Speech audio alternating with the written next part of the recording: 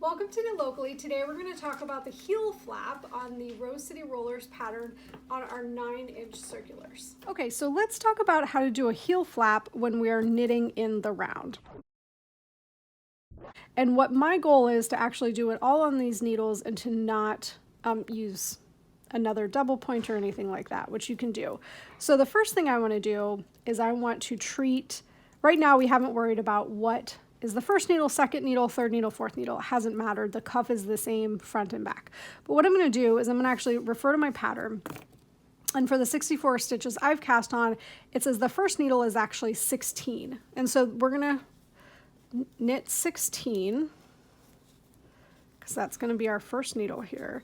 And essentially what I'm going to do is I'm going to create this beginning of round is going to be our first needle. Then we're going to have, or actually this is going to be sort of, this side of it will be our first needle, this side will be our second needle. And this is going to be the top of the foot. And then what we're going to do now is work on the bottom of the foot. So I'm going to knit 16, 2, 4, 6, 8.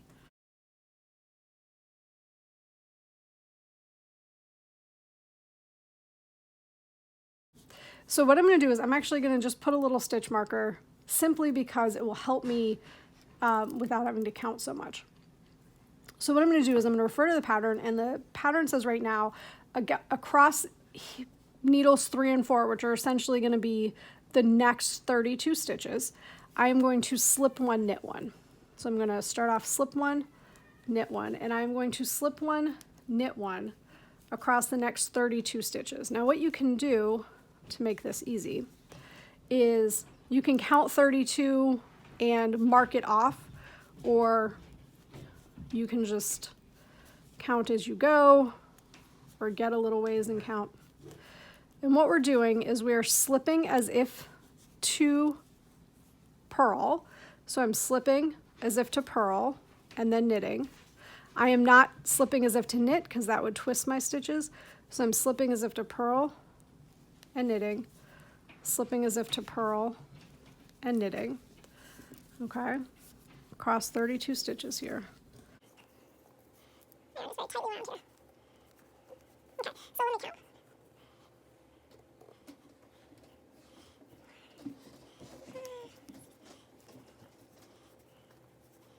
So what I'm going to do is I'm going to actually just mark this stitch. This is where a reusable or a closable marker comes in handy, just so I don't go past it if I'm not paying attention. I'm going to turn my work. I'm going to slip this first stitch because it creates a clean edge to pick up later.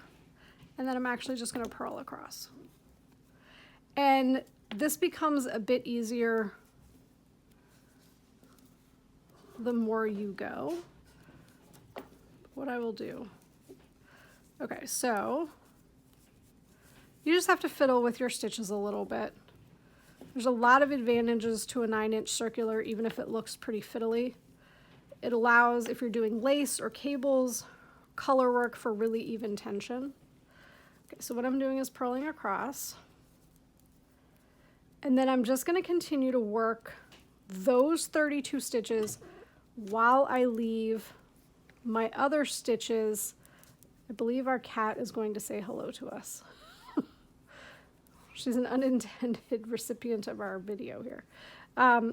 So we are going to purl across.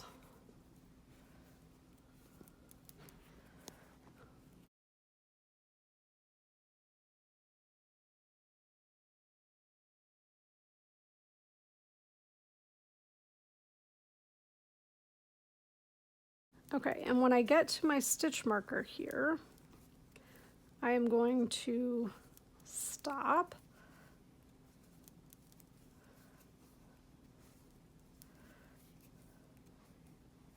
I feel pretty confident that I'm not going to go beyond these 32, and you'll start to get a heel flap, so you'll know when you've stopped. So I feel like I can remove it. It's only the first row or two that I feel like I need it, just so I don't have to count. But what I'm going to do is actually slip my first stitch again, slip my first stitch and knit, slip and knit, and you see how this creates, so you get a little space right there. You will get this heel flap that just forms. And on the next video, we're going to talk about how to pick up the edge stitches across the heel flap and then continue to work in the round. Thank you.